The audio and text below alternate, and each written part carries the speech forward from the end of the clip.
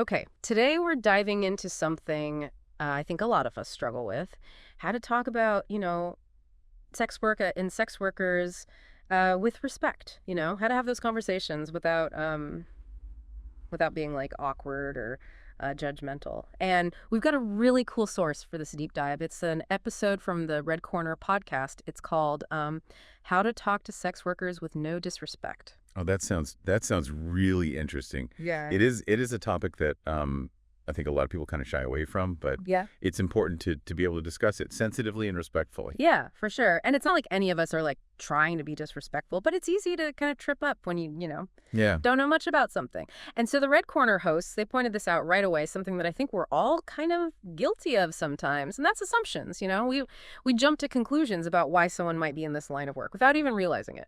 Yeah, I think it's humans are like categorizing machines. We just like to put things in boxes, and that includes people.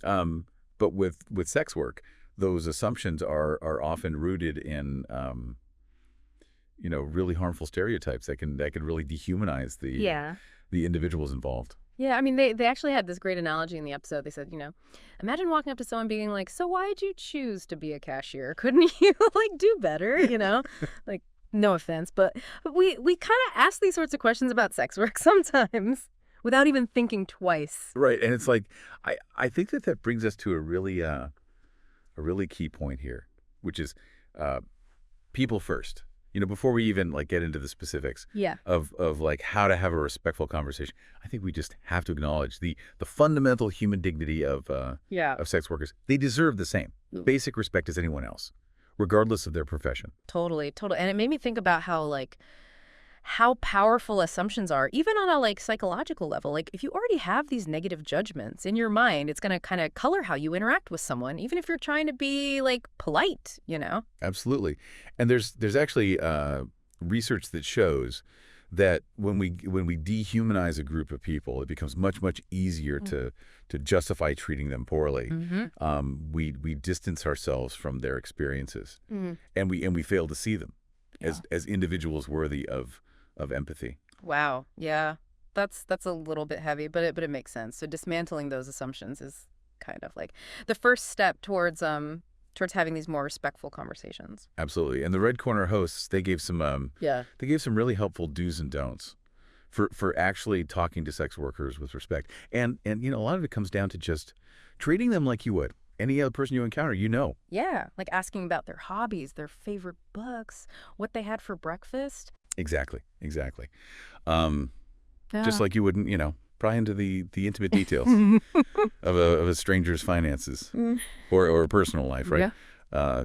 The same courtesy applies here. Yeah, totally. And one thing that they said that really, really stuck with me was they said, don't inquire about prices or services unless you're actually a client. Yeah. Which seems obvious, but I can see how people might get curious and kind of cross that line without realizing how inappropriate it is. And it all comes down to boundaries, right? We all have them, and it's about recognizing and respecting those boundaries, especially in professional settings. Yeah, absolutely. And speaking of boundaries, they also talked about how it's important not to assume that someone's comfortable with their work being publicly known. Right.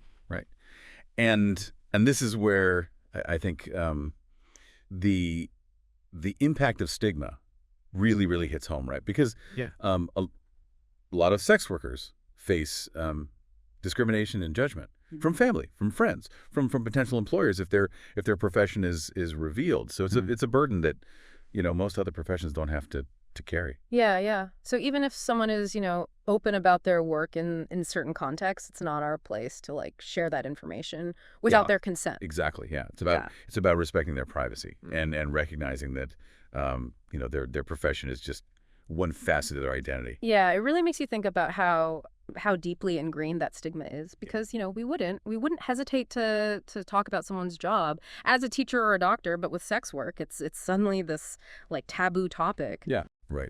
And that taboo fuels a lot of the harmful stereotypes that we were talking about earlier, and it prevents open conversations and understanding, and it kind of pushes sex work further into the shadows. Yeah, for sure. And as Red Corner pointed out, that lack of understanding leads to some pretty big misconceptions. For example, they talked about the myth that all sex workers are, you know, uneducated or have no other options. Right, which is simply not true. Mm.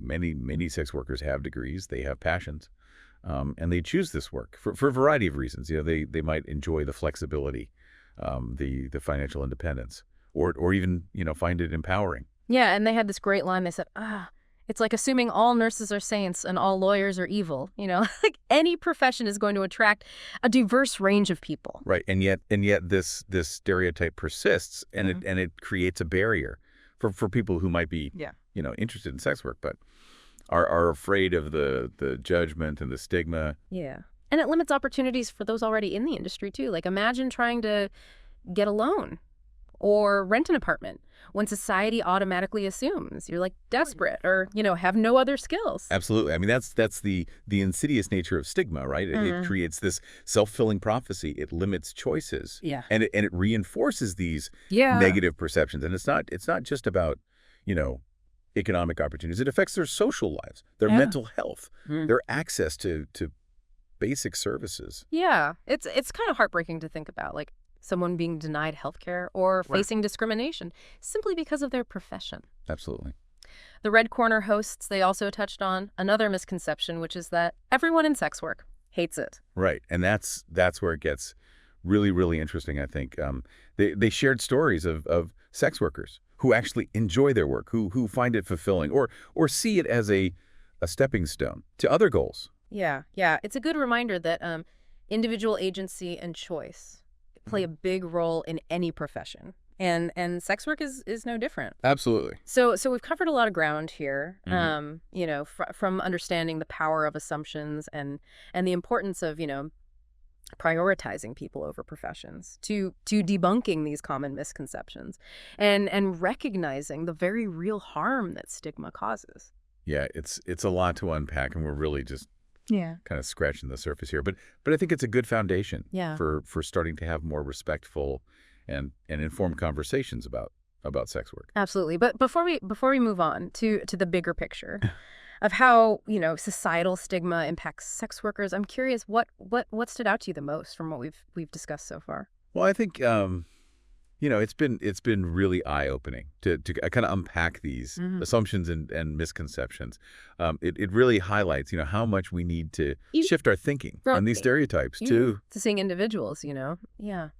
Yeah, and I think what struck me the most is just how deeply ingrained the stigma surrounding sex work really is. Yes. It makes you realize how much work we still need to do to create a more understanding and accepting society. Yeah, it's definitely it's a journey, not a destination. Yeah. But I'm curious as we kind of move from understanding the problem to thinking about solutions. What's on your mind? What feels like the most pressing issue to kind of address? Well, we've talked about how to have like more respectful conversations on a personal level, which is like so important. But I'm also thinking about the bigger picture, the systemic issues that impact sex workers' lives beyond those, individual interactions. Right. That's a crucial next step. I mean, we can't just focus on changing individual hearts and minds. We need to address the policies, the laws, the institutions that perpetuate stigma and create real world harm